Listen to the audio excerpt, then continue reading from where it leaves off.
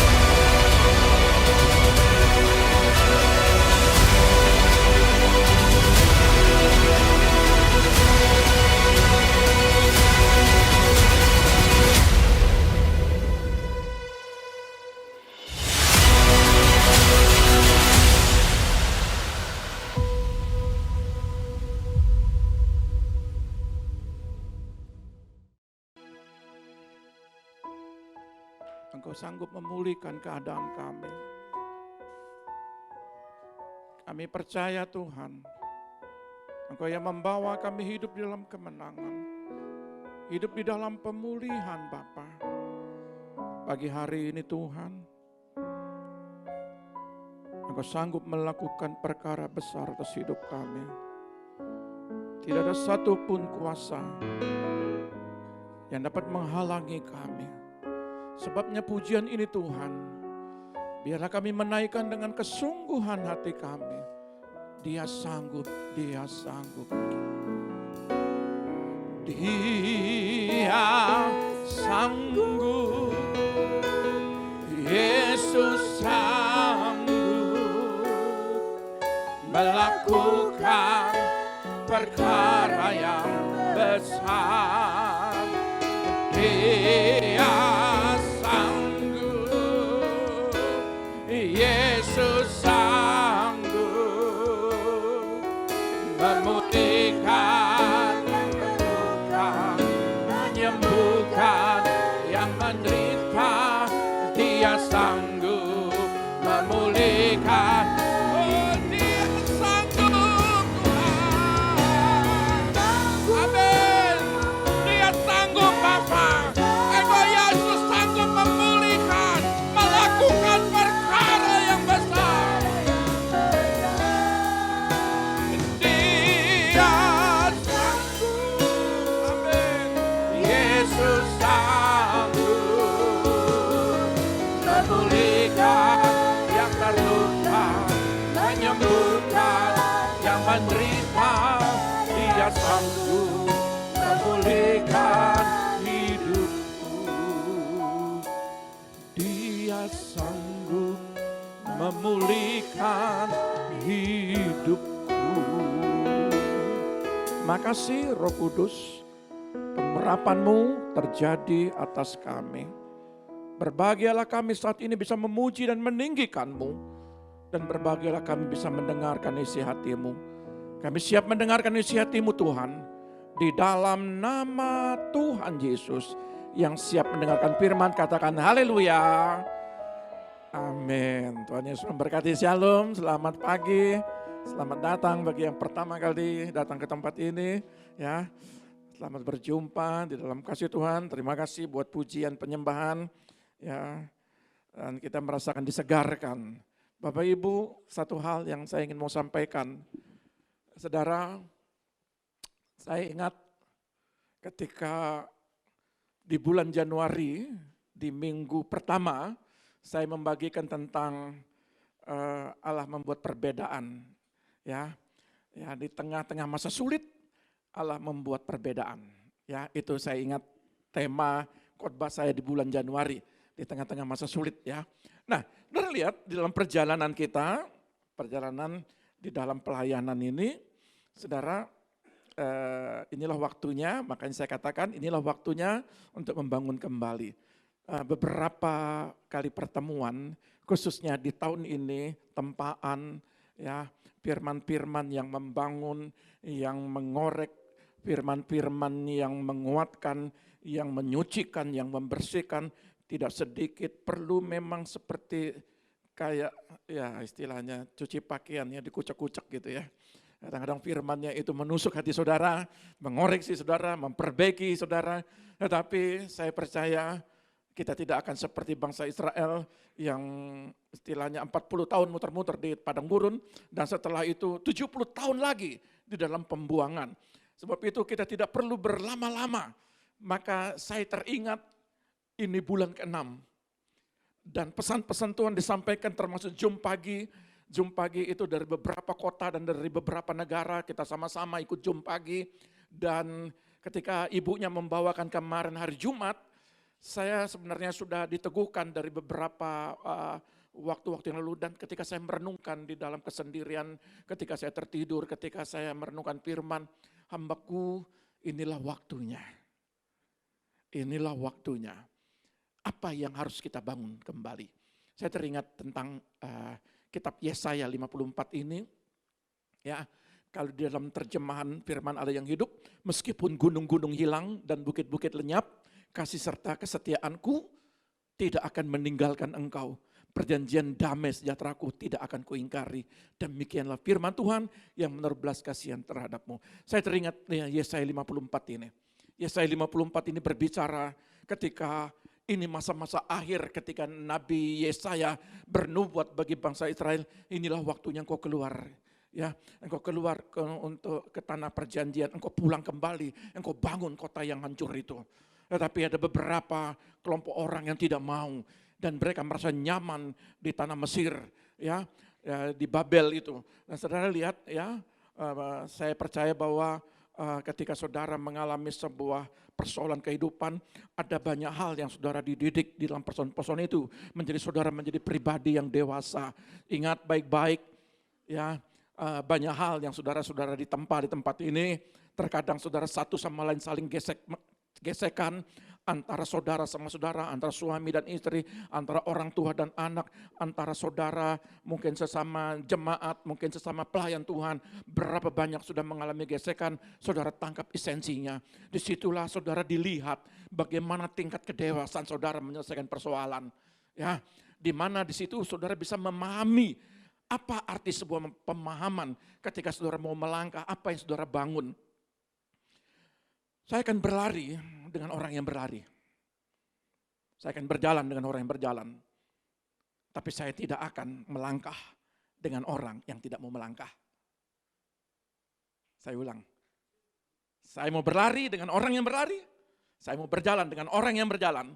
Tapi saya tidak mau melangkah dengan orang yang tidak melangkah. Ya, saya tinggalkan. Artinya, saudara yang masih hidup dalam proses, saya tinggalkan. Maksudnya, proses saya akan berdoa buat saudara supaya saudara bangkit. Tapi kalau saudara tidak bangkit-bangkit dan terus ada dalam kubangan di situ dan diam dalam kepersoalan saudara berhari-hari, berjam-jam, berhari-hari, berminggu-minggu, berbulan-bulan, bertahun-tahun, paling bagus tinggalkan. Kenapa? Saudara tidak akan pernah berlari kalau saudara diam dalam sebuah persoalan. Saudara harus melangkah keluar dari persoalan itu. Tapi saya mau sampaikan, apa yang disampaikan di dalam firman Tuhan Nabi Yesaya ini adalah sebuah pembelajaran bagi kita.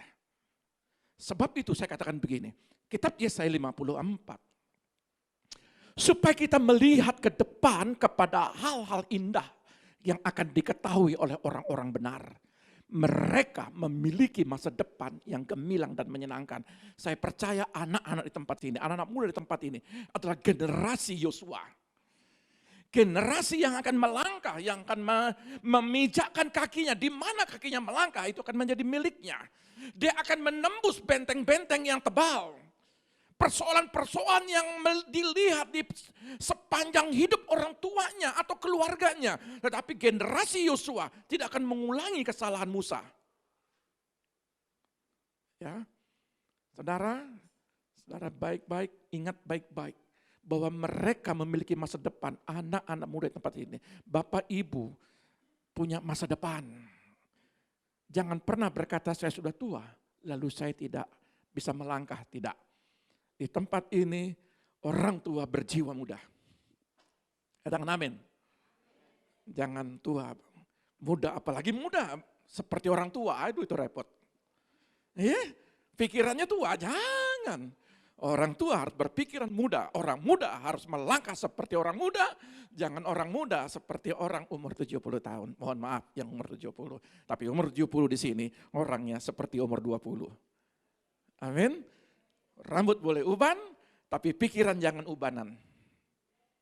Setuju? Rambut boleh uban, tapi pikiran jangan ubanan. Nah, saudara lihat, dalam nubuatan ini menjadikan kita sebagai batu loncatan untuk bertanya, seperti apakah masa depan orang-orang yang percaya kepada Tuhan? Kita belajar kitab Yesaya. Kalau saudara mau hidup di dalam kemenangan, untuk melihat anak-anak saudara hidup di dalam kesuksesan, kemenangan dalam pertempuran, peperangan hidupnya, dunia pendidikannya, di dunia pekerjaannya, termasuk si doi.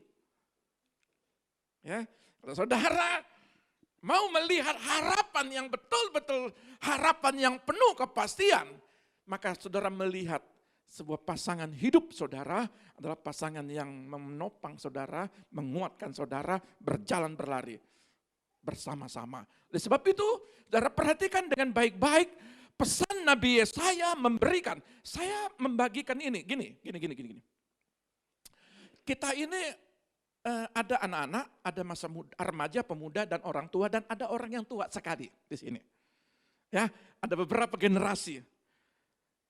Saya itu nangkap sesuatu itu, menangkap istilahnya firman, lebih banyak itu saya mendengar. Saya cepat hafal. Saya mendengar. Ada orang yang tidak bisa mendengar, mohon maaf. Kalau anak-anak muda bisa mendengar dengan jelas, tapi orang tua kadang-kadang kurang pendengarannya, kan gitu ya. Gitu misalnya. Nah, tetapi ada orang-orang yang masih muda, pendengarannya, melihatnya itu benar-benar dia mengerti dan memahami, tapi cepat lupa. Setuju? Dia dengar firman, dia baca firman, tapi dia cepat lupa. Hari ini bagi firman, besok ditanya lupa, apalagi hari Rabu konsel lupa dia. Kadang-kadang dia tidak nangkap apa yang dikhotbahkan hari Minggu. Oleh sebab itu saya membantu saudara, pertama apa? Saya bagikan lewat speak, kalau bahasa Inggrisnya speak, perkataan, speaker, perkataan, ucapan, mengkhotbahkan. Tapi saya bantu dengan PowerPoint, supaya saudara melihat dan mendengar. Jadi kalau kami kuliah itu, kalau dosennya itu berbicara kadang-kadang kan kita disuruh catat, kadang kita malas nyatet. Kita maunya instan, lihat PowerPoint, copy paste, klik, udah. Seperti itu kalau kita zaman-zaman sekarang. Tapi saya mau sampaikan kepada kita adalah, saya membantu saudara menulis dan membacakan. Ya, kalau sampai hari ini saudara tidak ingat lagi kebangetan. Tidak berubah apalagi kebangetan. Ya, saudara lihat, pesan Nabi Yesaya memberikan jawaban yang menggembirakan. Orang benar dapat berteriak gembira karena hal-hal baik yang akan datang. Mereka ini dalam pembuangan. Tetapi pesan Tuhan disampaikan oleh para nabi besar, nabi kecil. Ingat baik-baik bahwa Tuhan akan membawa engkau ke pulang ke tanah perjanjian. Hanya 70 tahun. Makanya kalau dalam Alkitab Yesaya 54 ayat yang ke-7, ke-6 dan ke-7 sebagainya. Dikatakan begini, sesaat aku meninggalkan engkau. Tetapi sesaat itu 70 tahun. Firman Tuhan katakan hanya sesaat aku tinggalkan engkau. Tapi 70 tahun ditinggalkan Tuhan. Mereka hidup dalam perbudakan, bayangkan. Saudara, saya nggak mau lama-lama bagi saudara untuk menikmati janji Tuhan. Tapi seringkali janji Tuhan tidak terjadi karena kesalahan kita. Karena kita yang salah, kita yang suka ulur-ulur, kita suka muter-muter. Makanya kalau kita lihat Ayub 42 pasal. Kenapa? Muter-muter. Terus berdebat sama 3 temannya. Habis itu berdebat lagi sama Tuhan. Muter-muter. Baru pasal 42 dia memahami. Ya, jangan tuh nanti umur 80 saudara baru paham, menyesal saya. Kenapa saya enggak ikut dari dulu Pak Pendeta ngomong. Saya baca firman tapi saya enggak nurut. Umur 80 baru saudara menyesal. Hai. Mumpung saudara masih muda, ayo kita melangkah dengan penuh kepastian. Amin. Nah, lihat, keberhasilan dan kelimpahan mungkin bukan milik kita saat ini. Ya, tetapi suatu hari nanti kita akan menerima banyak kebaikan yang Allah berikan kepada kita. Hari ini saya mau sampaikan, berapa tahun saudara ikut saya? Kadang-kadang saudara begitu, mana buktinya, mana janjinya? Saya mau katakan, pasal 54 ini saya kasih jawaban buat saudara. Ya, ada berapa banyak hal yang mengatakan, hari-hari ini saya belum melihat jawaban. Bukankah aku sudah doa dan puasa, suruh rajin ke gereja, suruh memimpin, suruh melayani, bahkan sampai kadang-kadang ya sudah main keyboard dari ujung ke ujung kan mungkin gitu, main gitar, main bass, main drum, pukulnya begitu keras. Ya. Tuhan, mana jawabannya? Kadang-kadang si WL sudah tarik suara. Tuhan, kok enggak dengar Tuhan? Mana jawabannya Tuhan? Bukankah aku melayanimu? Bukankah? Tapi Yesaya 54 saudara pahami dengan benar. Nah, lihat, kita yang tidak percaya, kita yang tidak berdaya akan dipulihkan. Dan cara Tuhan memberikan berkat sungguh sangat menakjubkan. Mereka banyak yang mati ketika mereka istilahnya dicambuk. Mereka harus pakai rantai di kayu supaya tidak lari. Kalau saudara zaman sekarang bukan pakai rantai, enggak. Kalau dulu itu pakai rantai, tangannya dirantai, mana lagi istilahnya belum kena cambuk, berapa banyak yang mati. Ya. Tetapi di tengah-tengah kesulitan itu, di tengah-tengah ketidakberdayaan itu, Tuhan mau memulihkan. Dan cara Tuhan memberikan pemulihan berkat yang sungguh sangat menakjubkan, itu berlaku bagi kita semua. Oleh sebab itu, jika seseorang itu dikatakan setia, 70 tahun cukup lama, tapi setia, maka dia harus bisa mengantisipasi hidupnya tetap berada dalam pertumbuhan. Orang yang setia, dia harus memperhatikan bahwa dia harus hidup di dalam pertumbuhan. Itu orang setia. Kalau orang yang tidak mengalami pertumbuhan itu turun naik. Ya. Saudara ada persoalan tetap setia. Supaya bagaimana saudara mengalami sebuah pertumbuhan. Terkadang problema proses itu untuk pendewasaan rohanimu. Tetapi seringkali kita tidak kuat dengan keadaan hidup kita. Beberapa bulan, beberapa tahun saya cukup menempa dengan firman yang tajam, seperti panah-panah yang begitu melesat kencangnya dan menusuk hati saudara. Tapi Tuhan katakan, cukup hambaku, sekarang ajar mereka untuk melangkah berperang.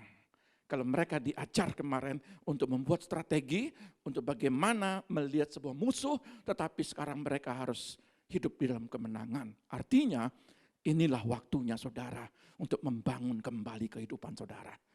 Ya, dan orang yang hidup dengan Allah akan mengetahui pertama ekspansi. Ekspansi itu adalah menduduki, menguasai. Apa yang dikuasai, apa yang diduduki, hidupnya, hatinya, jiwanya, pikirannya, persekutuannya. Kalau saudara tidak melangkah dalam hal ini, jangan kau salahkan gereja. Jangan salahkan pendeta, jangan salahkan para pelayan, jangan salahkan. Karena kita yang salah sendiri. Karena kita tidak menguasai pikiran kita. Karena kita tidak menguasai jiwa kita, pikiran, hati, apalagi persekutuan kita kepada Tuhan, hubungan kita kepada Tuhan. Kalau itu saudara tidak bisa menguasai dengan penuh dari hari ke hari, jangan heran kekalahan demi kekalahan akan saudara kekalahan demi kekalahan itu akan sering terjadi dalam hidup saudara. Ya. Nah, saudara, awalnya ia menemukan Allah. Itu awalnya. Ini orang-orang Yahudi, orang-orang dalam pembuangan. Awalnya dia menemukan Allah. Ketika dia tangkap pesan Nabi Yesaya, lalu apa yang dilakukan? Dia ingin mau mengenal Allah lebih dalam. Capek persoalan itu. Capek, 70 tahun itu persoalan capek loh. Saudara jangan 70 tahun. 1 minggu saja persoalan tidak selesai. Capek enggak pikiran kita? Capek? Capek kah? Kenapa mesti diam di situ? Kalau capek, ya terus lihat persoalan, enggak menang-menang di situ.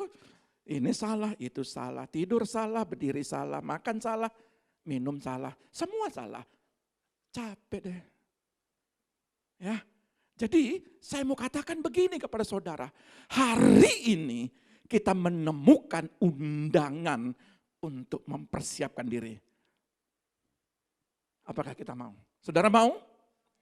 Mau? Katakan haleluya, saya mau. Mari kita buka di dalam sebuah kitab Yesaya 54 ayat 2 dan 3. Yesaya 54 ayat yang kedua dan 3, demikian bunyi firman Tuhan.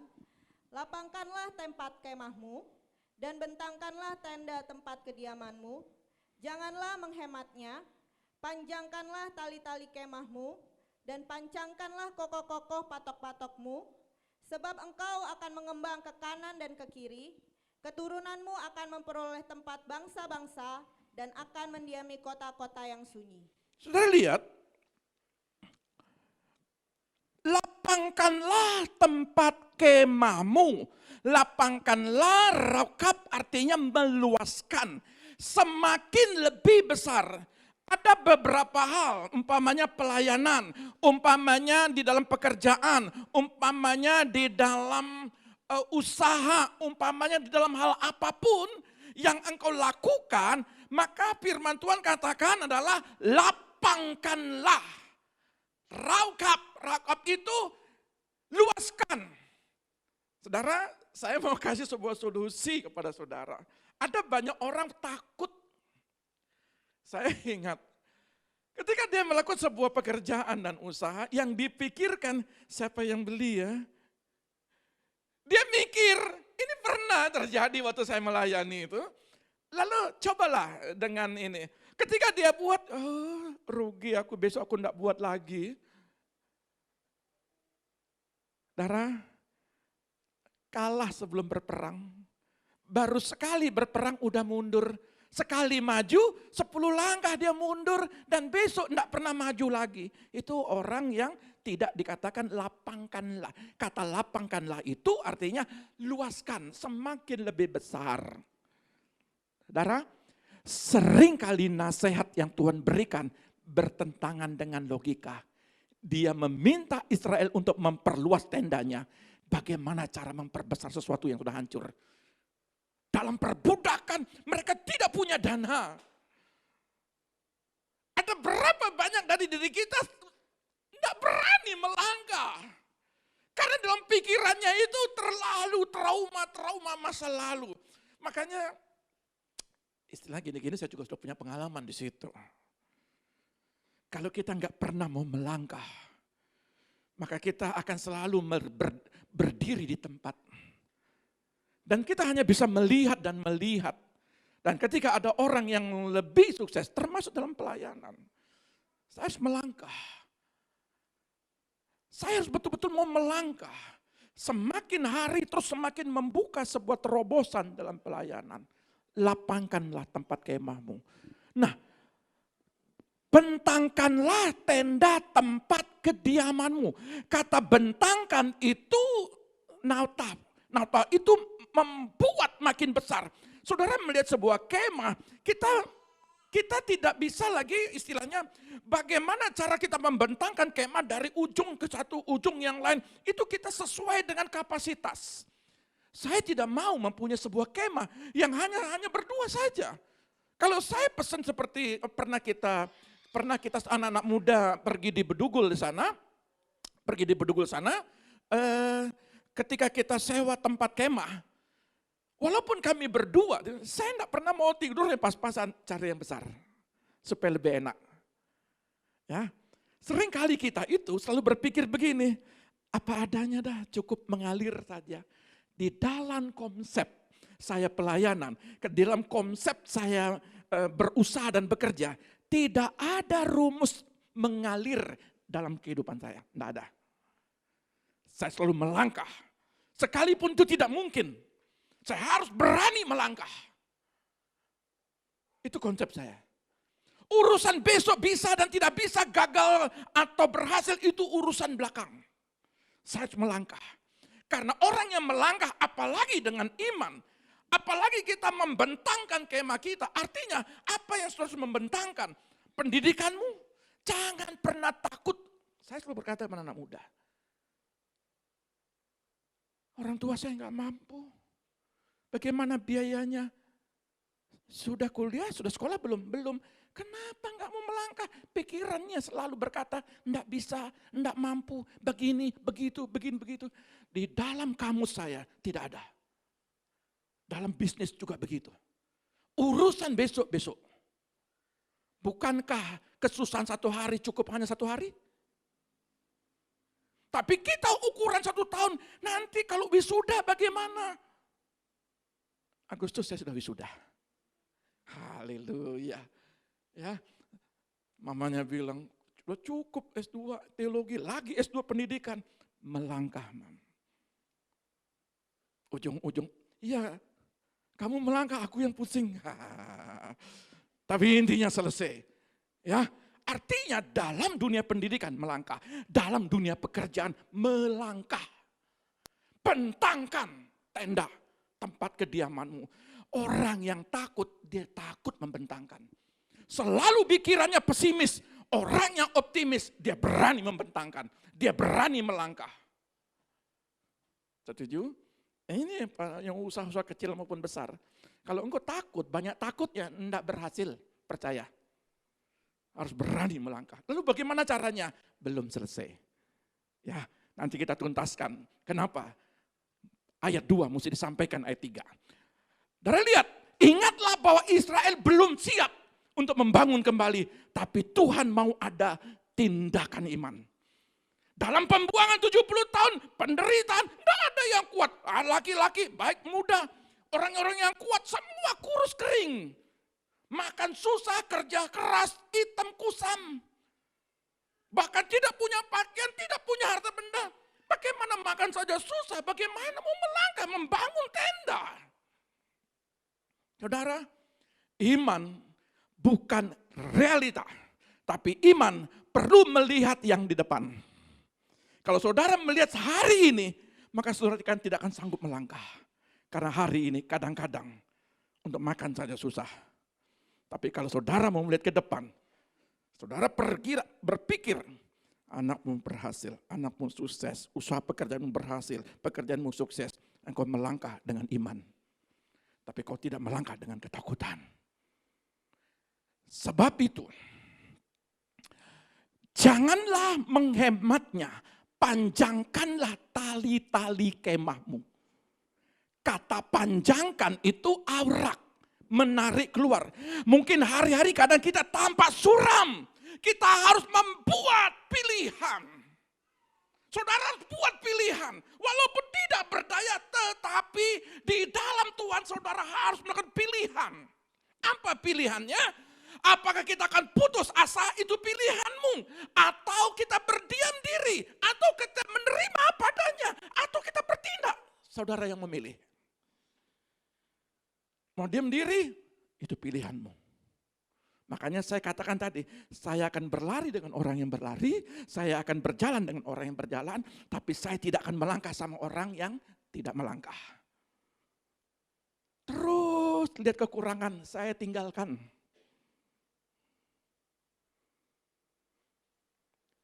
Apakah kita putus asa, berdiam diri, menerima apa adanya, atau kita bertindak? Yang mana mau kita pilih?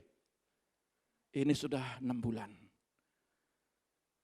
Setiap tahun kita punya tema, Tuhan akan membuat perbedaan. Tapi hari ini, 6 bulan kita berjalan, kita akan melangkah dengan penuh kepastian. Artinya di dalam hal ini, orang beriman harus ada tindakan melangkah. Demikian juga gereja harus membuat pilihan. Gereja harus membuat pilihan-pilihan. Selama hidup bergereja, banyak gereja mati. Bukan karena orang yang keluar. Bukan. Gereja mati bukan karena orang-orangnya keluar. Tapi saya mau sampaikan begini. Gereja mati melainkan orang-orang yang tinggal di situ tidak ingin terjadi perubahan. Untuk lebih baik. Gereja yang mati adalah gereja yang tidak mau mengalami perubahan. Usaha yang mati adalah tidak mau mengalami perubahan. Itu saja, saya ingat dulu. Hanya itu saja, jual pensil, jual bolpen, jual buku, itu saja. Hanya itu. Lalu ibunya bilang, kamu buka, saya belajar komputer, saya jadi teknisi, buka satu. Belajar bagaimana membuat jalan, bagaimana terus bergaul dengan orang-orang yang kerja membuat jembatan, membuat jalan-jalan. Di situ akhirnya saya mengalami sebuah pembaruan pola pikir. Semakin kita ingin semakin kita melihat sebuah tuntutan besar, maka kita harus belajar terus. Jangan pernah berdiam diri. Makanya saya katakan, kembangkan kau ke kiri dan ke kanan. Perluas. Apa dikatakan? Hari ini kita harus berani melangkah dan membuat terobosan. Saudara, dari persoalan-persoalan itu, saya katakan 10 komsel tahun ini. Saya ngomong beberapa gembala ya. Sudah banyak pecah. Buat sebuah terobosan. Di dalam pelayanan, di dalam saudara usaha, di dalam sebuah saudara pendidikan, saya selalu ingatkan. Jangan hanya bisa bahasa, belajar bahasa apa? Bahasa Jerman, pada sana saya ngomong mana anak muda. Kalau bisa bahasa Inggris, bahasa Mandarin, bisa bahasa Mandarin. Ya, saya banyak bahasa. Ya, bahasa daerah saya banyak. Ada Lombok, ada Bali, ada Jawa. Bahasa Ambon sedikit-sedikit. Bahasa Inggris, ya little say I can, kan gitu. Terus apa lagi? Bahasa roh, nah kan gitu. Jadi banyak hal yang saya pelajari. Saudara, jadi kalau masa muda saudara tidak mengerti belajar. Saudara hanya bisa bahasa isyarat, tidak akan ketemu. Ketemu sama orang yang bisa bahasa Inggris, bahasa Mandarin, tidak akan ketemu. Sebab itu, lakukan sebuah terobosan di mana bidangmu. Maka ketika saya melangkah dalam sebuah pelayanan, terobosan, buka ini. Dulu satu hari kita komsel hari Rabu, sekarang Selasa Rabu. Kita sudah mulai komsel Selasa dan Rabu, buka terobosan. Saya selalu ngomong, jangan pernah nyaman dengan berapa banyak, jangan. Buat lagi komsel kedua. Itu terobosan. Memang ada 2-3 orang, enggak apa-apa. Dulu saya 4 orang ibadah ini, sekarang sudah lebih. Dulu saya memulai Zoom hanya berapa orang, enggak sampai 10. Bahkan sudah di atas lebih. 30 sekian. Enggak boleh banyak-banyak, kalau banyak-banyak capek doanya. Ya, karena doanya ke satu persatu. Ya, jadi kalau mendoakan 60 orang, enggak sanggup saya. Cukup 30 saja. Ya, jadi kita melangkah. Jadi terobosan. Semua terus terobosan, harus berani melangkah. Itu terobosan. Lalu pancangkanlah kokoh-kokoh patok-patokmu. Pancangkanlah itu kausak. Memberikan kekuatan, memperkokoh, memberikan dukungan yang kuat. Jadi ketika kita membentangkan, ketika kita melapangkan, ketika kita membentangkan, ketika kita mempanjangkan tali, ingat, saya pernah begitu buka tenda, talinya pendek hanya 1 meter. Anda akan cukup. Jadi secukupnya di mana 1 meter itu, Anda akan bisa membentangkan. Kalau pola pikir kita, hanya ini saja Tuhan, cukup, bersyukur, saya setuju bersyukur. Tapi orang yang berperang, dia tidak akan mengalahkan 1000, tetapi berpuluh-puluh laksa, itu kata Daud. Ketika dia berperang bukan hanya orang-orang kecil, tetapi dia berperang dengan raksasa-raksasa. Itu tantangan hidup. Kalau saudara mau melangkah di dalam sebuah usaha pekerjaan, di kota ini orang pintar banyak, orang berduit banyak, orang yang bangun pagi ada. Kalau kita mau ke pasar, mau jam berapa? 24 jam, jam 2 ada orang yang bangun. Sudah jualan. Jadi tantangan kehidupan itu besar di kota besar ini. Apalagi di kota pariwisata ini. Semua serba ada. Bahkan sekarang jalan-jalannya sudah macet. Kenapa? Karena banyak orang yang sudah mulai berhasil. Lalu apakah kita pesimis? Enggak. Di tengah-tengah itu saudara akan dibuat perbedaan. Saudara harus melangkah. Bentangkan. Pancangkanlah kokoh-kokoh patok-patokmu. Artinya apapun rencana yang kita mulai tanpa mengandalkan Tuhan. Firman, doa, puasa. Itu hikmat keluar. Kamis saya buat doa dan puasa. Jam 5 mulai puasa, jam 6 kita mulai doa. Berdoa dan berpuasa. Di komsel-komsel saya mau katakan juga. Harga malaria fokus di situ. Jangan fokus masalah. Tetapi fokus doakan orang-orang yang ada. Supaya mereka sehat, supaya mereka berhasil. Keluarganya terus fokusnya di situ. Hasilnya kalau kita tidak mengandalkan firman, doa dan puasa, tidak maksimal. Tidak akan pernah maksimal. Pelajaran daripada orang bangsa Israel ini, 40 tahun dia meninggalkan Tuhan. Dia sudah punya pelajaran 40 tahun di padang gurun. Ketika dia masuk tanah perjanjian, lalu karena dia nyaman, dia mulai tidak menghargai Tuhan, cari ilah-ilah lain. Ya, lalu apa yang terjadi? Mereka dikuasai oleh Babel, masuk dalam pembuangan 70 tahun lagi. Pelajaran berharga. Saudara, kalau mau berhasil, jangan pernah kau tinggalkan firman, doa dan puasa. Maka setiap Kamis kita berdoa dan puasa. Dan Sabtu juga setiap pelayanan, doa dan puasa. Selasa, Rabu, ada Selasa lewat Selasa, Jumat, Jum pagi. Ada Selasa, Rabu, Kamis, Jumat. Ya, Jumat olahragalah. Ininya perlu refreshing. Olahraga perlu kesehatan. Sabtu kita terus berdoa. Tujuannya apa? Supaya saudara berhasil dalam dunia pendidikan, pekerjaan, usaha, pelayanan. Jadi ada pendoa. Berikan dukungan. Maka kami memberikan dukungan. Kata pancangkan, kokohkan. Ada orang yang bangun usaha, dia serahkan sama Tuhan. Tuhan, kasih berkat buat saya Tuhan. Doa nak, enggak cukup. Cukup Tuhan, kan Tuhan sudah tebus di kayu salib. Segala kutuk-kutuk kegagalan sudah Tuhan tebus. Jadi enggak usah Tuhan, cukup. Cukup. Saudara, kalau begitu pikiranmu, kok akan gagal. Peperangan itu setiap hari. Setiap hari. Jadi kalau saudara mau buka apapun, kalau tidak ada yang memancangkan kokoh-kokoh patok-patokmu. Seringkali belalang-belalang menggerogotimu. Seringkali belalang-belalang itu mengambil pelompat, pindahan, pelahap, pengerik. Enggak sakit lah. Enggak apa lagi. Mobil rusak lah.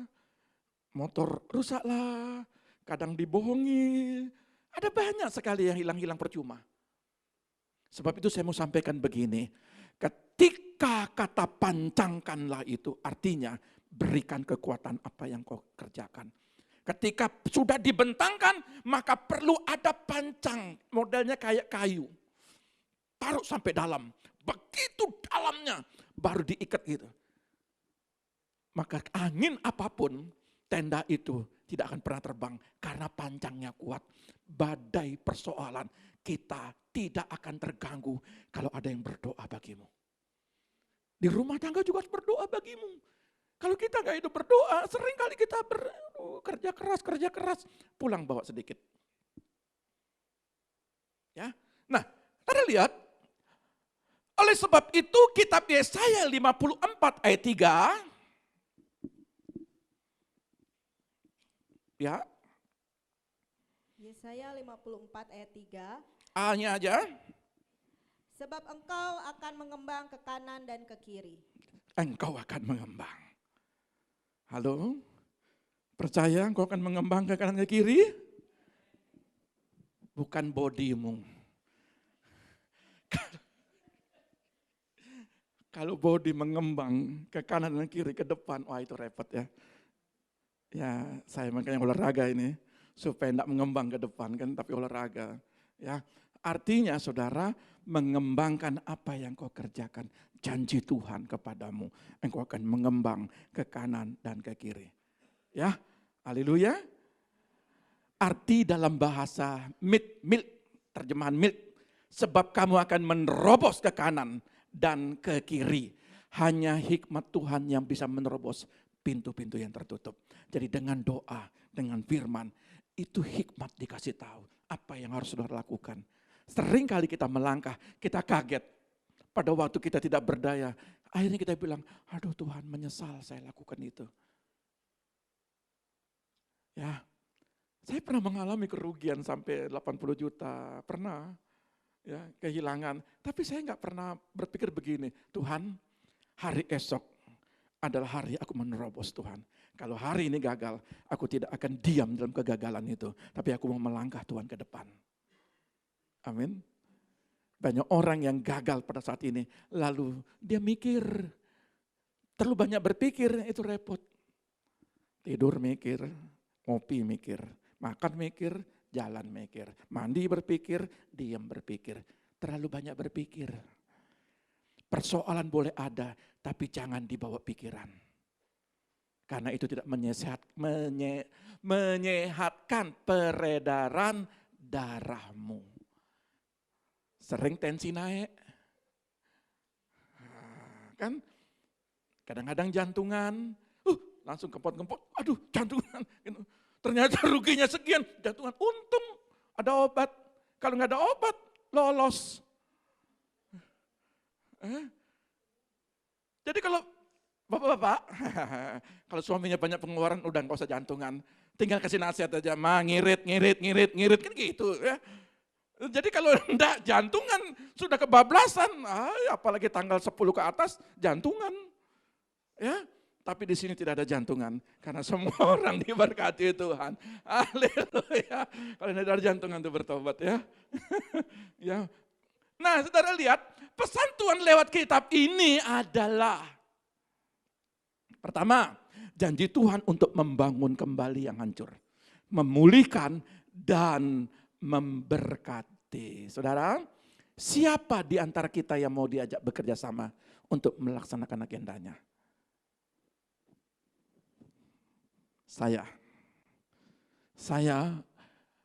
adalah orang yang mau diajak kerjasama sama Tuhan untuk melaksanakan agendanya. Selama engkau mengerjakan agendamu, kayak Tuhan bilang gini, ya udah urus sendiri. Jadi kalau saudara sibuk dengan agenda saudara, Tuhan juga bingung juga.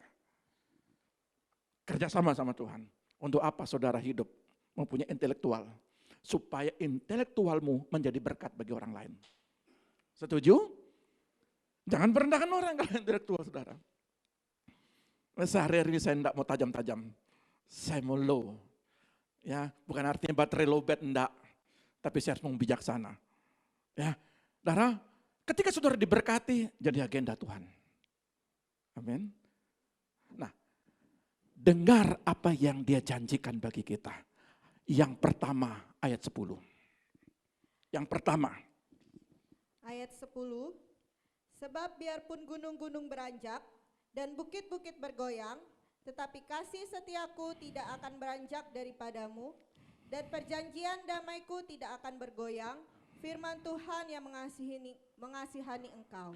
Tuhan tidak akan ingkar janji. Kasih Tuhan sekalipun gunung-gunung pindah.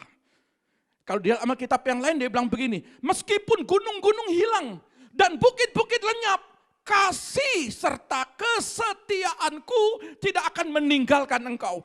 Perjanjian damai sejahteraku tidak akan kuingkari. Demikian firman Tuhan yang menaruh belas kasih terhadapmu. Artinya untuk berpindah dari kasih karunia kepada kasih karunia, Ia telah menebus kita melalui kasih karunia di atas kayu salib. Hari ini saya katakan, Tuhan tidak pernah meninggalkan kita. Apapun keadaanmu, Tuhan tidak pernah meninggalkanmu. Mungkin saat-saat itu engkau kecewa. Mungkin saat-saat itu engkau marah. Tetapi ketika engkau berbalik, Tuhan tidak pernah ingkar janji. Dia selalu ingat janjinya kepadamu. Amin. Dan hari ini dia katakan, aku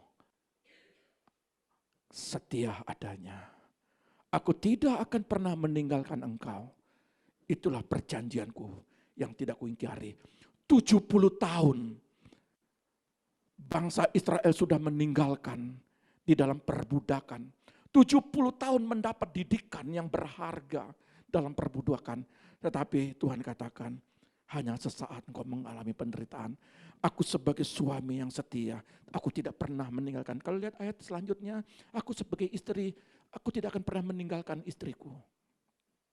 Aku setia. Bapamu di sorga tetap setia kepadamu. Sekalipun kita tidak setia, dia tetap setia. Dia akan membawa engkau naik dan tidak akan membawa engkau turun. Dia akan membawa engkau melebar ke kiri dan ke kanan. Setiap patok-patokmu akan terus diperkuat. Dia tahu setiap siapapun yang berdoa, saudara berdoa, dia dengar. Makanya nanti lagu tadi gitu, Tuhan tahu, Tuhan mendengar. Setiap apapun keluhanmu, Tuhan tahu, Tuhan mendengar. Yang kedua, ayat 11. Ayat 11. Hai yang tertindas, yang dilanggar angin badai, yang tidak dihiburkan. Hai yang tertindas, yang dilanggar angin badai, yang tidak dihiburkan. Sesungguhnya aku akan meletakkan alasmu dari batu hitam dan dasar-dasarmu dari batu nilam. Hai umatku yang tertindas, yang dilanda badai dan menderita. Aku akan membangun engkau kembali di atas alas dari batu sapir. Saudara pernah lihat batu safir? Nah, kalau kurang pengetahuan juga repot. Gini, saya dapat pelajaran kemarin gini, iman tanpa pengetahuan juga nggak bisa. Batu sapir itu warnanya merah muda. Dan dia paling mahal. Ada juga yang warna hijau. Ya, jamrut. Batu sapir ini kecil, jarang ada yang besar. Kalau berlian itu di bawah. Tapi batu sapir paling mahal. Dan dia sulit didapatkan. Makanya dikatakan di sini, atas alas dari batu sapir. Alas artinya pondasi. Iman itu berharga. Segala sesuatu yang saudara bangun, pelayanan, pekerjaan, apapun, pendidikan, dasarnya iman. Kalau saudara mengalir, ya kalau Tuhan berkati, puji Tuhan tidak diberkati, ya terima kasih Tuhan. Itu bukan iman. Itu bukan alas yang dirindukan Tuhan. Maka dikatakan aku akan memulihkan setiap imanmu berharga bagaikan batu sapir. Ingat sekecil imanmu. Firman Allah berkata apa sekecil iman sebiji sesawi bisa memindahkan gunung. Artinya sekecil apa imanmu dihargai. Penting iman. Makanya di atas alas. Dan membuat dinding rumahmu dari batu-batu permata yang mahal. Artinya dasar-dasar kebenaran firman. Firman tanpa kebenaran firman. Iman tanpa kebenaran firman. Nol. Yakobus berkata. Nol. Saya percaya saya diberkati. Tapi enggak pernah baca firman.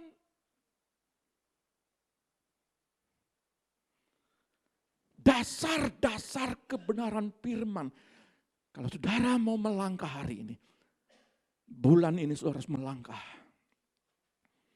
Mungkin orang yang tidak setia baca firman lagi. Mungkin saudara sudah tidak setia untuk berdoa.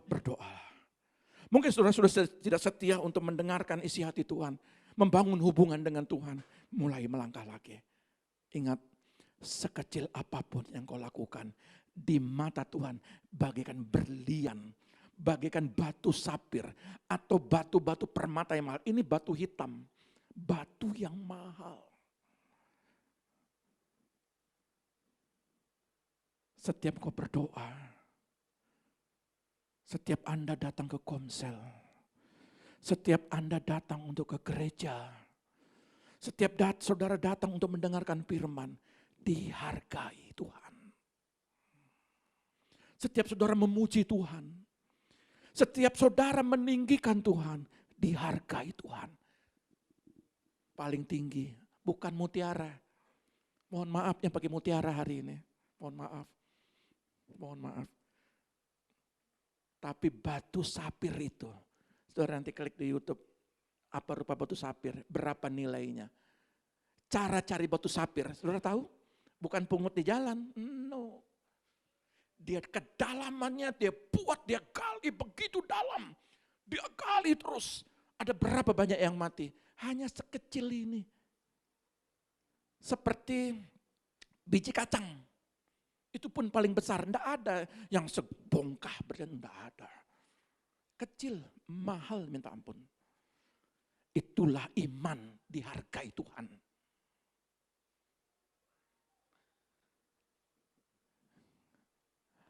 Yang ketiga, 12. Ayat 12. Aku akan membuat kemuncak-kemuncak tembokmu dari batu delima, pintu-pintu gerbangmu dari batu manikan merah, dan segenap tembok perbatasanmu dari batu permata. Semua batu-batu berharga, bernilai tinggi.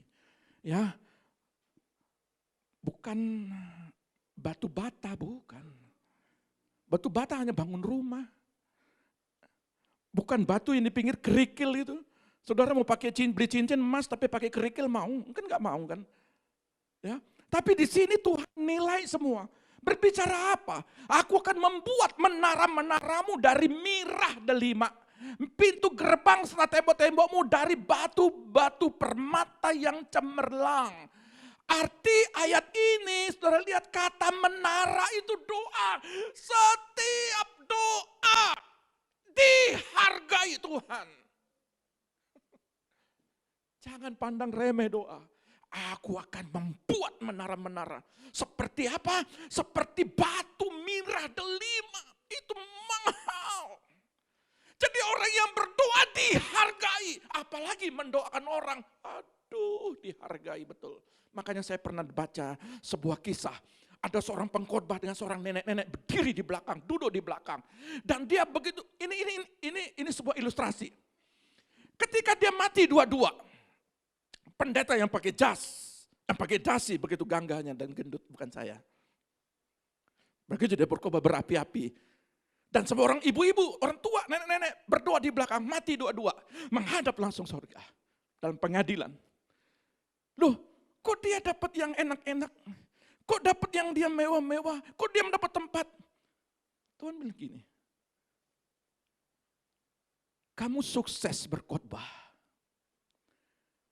Khotbahmu berapi-api karena ada seorang ibu yang berdoa di belakang.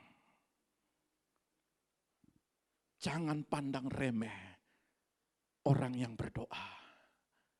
Halo? Maka dikatakan gini, aku akan membuat pendoa-pendoa, doa-doa dari mirah delima dihormati dan dihargai. Makanya kalau kita lihat dalam peperangan, tembok Yeriko itu pujian, penyembahan, pengagungan. Ada mezbah di depan, bait suci di depan. Ketika ditinggikan nama Tuhan, tembok itu roboh. Persoalan-persoalan akan mengalami goncangan. Lalu kata pintu gerbang itu jalan keluar.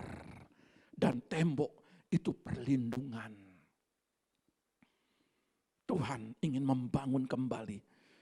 Apa yang sulit bagimu hari-hari ini? Mungkin saudara mengalami jalan buntu untuk melakukan planning A, planning B, planning C. Mungkin saudara buntu di situ. Tapi Tuhan akan membukakan itu. Apa yang gagal hari ini bagi hidupmu? Pekerjaan, usaha, pelayanan, pendidikan, apa yang gagal? Mungkin hari ini kau sudah tidak punya memiliki dana dan sebagainya. Apakah harus berdoa turun dari langit? Tidak. Tuhan punya cara untuk menolong saudara. Berbagai cara Tuhan akan mengangkat kehidupan saudara.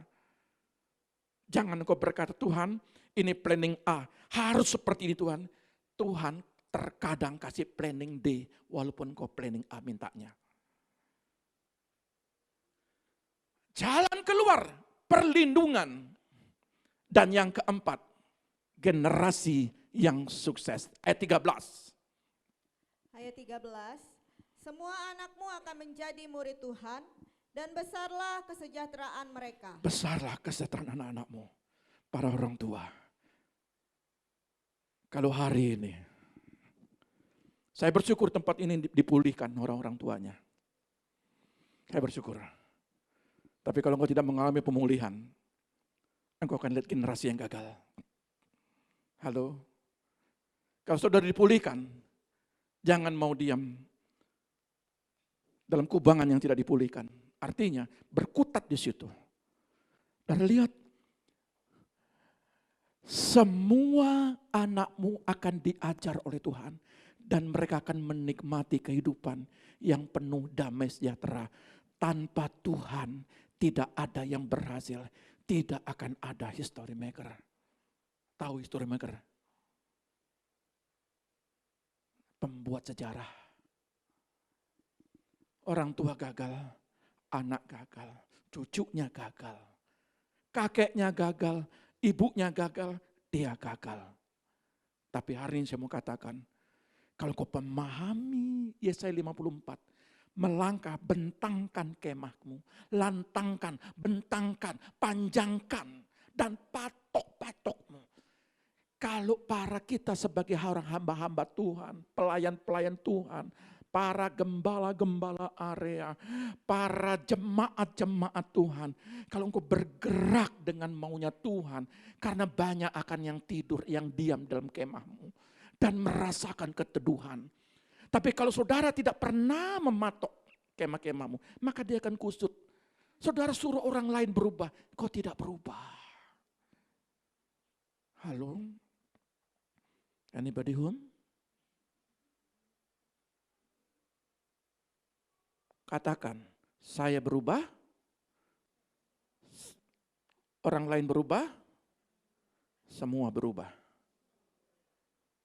Saya berubah, suami saya berubah, anak-anak saya berubah. Amin. Tuhan Yesus memberkati kita semua.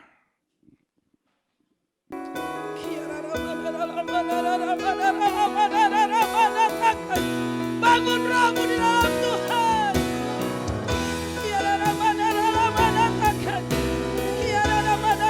Bangun rohmu. Bangkitkan. Roh yang padam tidak akan menghasilkan sesuatu hal.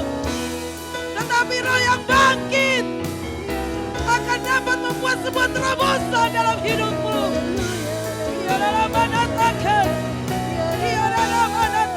Jesus. Saat kau perlu Tuhan tahu, saat kau tidak Tuhan. Yes. Seberapa besar imanmu dalam Tuhan?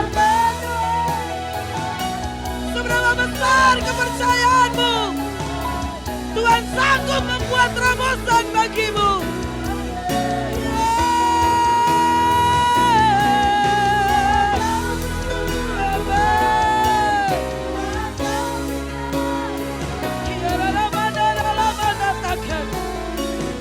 Bangun, bangkit.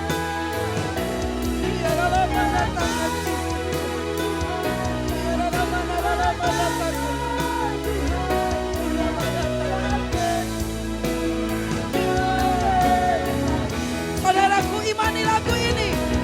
Saat kau perlu Tuhan tahu, saat kau minta Tuhan dekat, saat percaya Tuhan bekerja, saat menangis Tuhan tahu, saat berdoa Tuhan dengar, saat bersyukur Tuhan berkati. Saat bersyukur Tuhan berkati.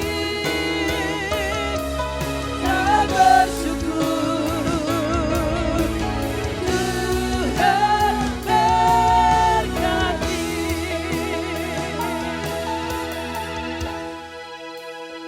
Engkau tahu keterbatasan kami, Bapa. Engkau tahu kelemahan kami, Tuhan. Dan mari Bapa, tidak ada halangan bagimu untuk bekerja dalam hidup kami. Bangun iman kami Tuhan, di atas dasar yang paling suci dan kudus di hadapan-Mu. Agar kami boleh layak menerima satu terobosan atas kehidupan kami. Yang percaya katakan haleluya. Amin. Mari kita bangkit berdiri bersama-sama. Kita akhiri ibadah kita pada pagi hari ini yang penuh berkat. Kau Allah yang besar.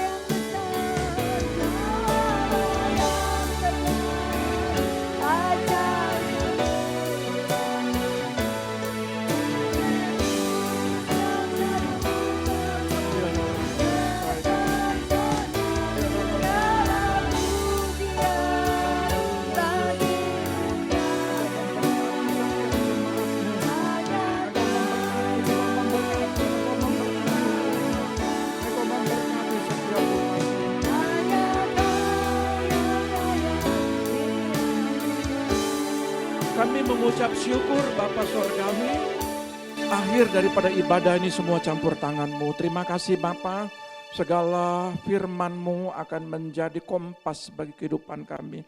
Kami akan melangkah dengan iman, kami terus akan memperluas Tuhan patok-patok kami, melebar ke kiri dan ke kanan. Apapun yang kami kerjakan, apapun kami usahakan, apapun Tuhan yang kami bergerak dalam dunia pelayanan, kami akan bergerak terus, akan diberkati terus Bapa. Anak-anak kami akan diberkati, generasi-generasi anak kami akan diberkati Tuhan di tempat ini. Terima kasih Bapa, kami mengucap syukur. Angkat kedua tanganmu, terimalah berkat Bapa Sorgawi. Diberkatilah keluargamu, diberkatilah anak-anakmu, diberkatilah kesehatanmu, diberkatilah pendidikanmu, diberkatilah ladang-ladangmu. Apa yang kau kerjakan lewat tanganmu akan dibuat berhasil. Setiap kakimu melangkah, Tuhan akan menuntunnya dan memberkati engkau. Dalam nama Bapa, Putra dan Roh Kudus, dalam nama Tuhan Yesus, yang diberkati Tuhan katakan haleluya. Amin. Tuhan Yesus memberkati.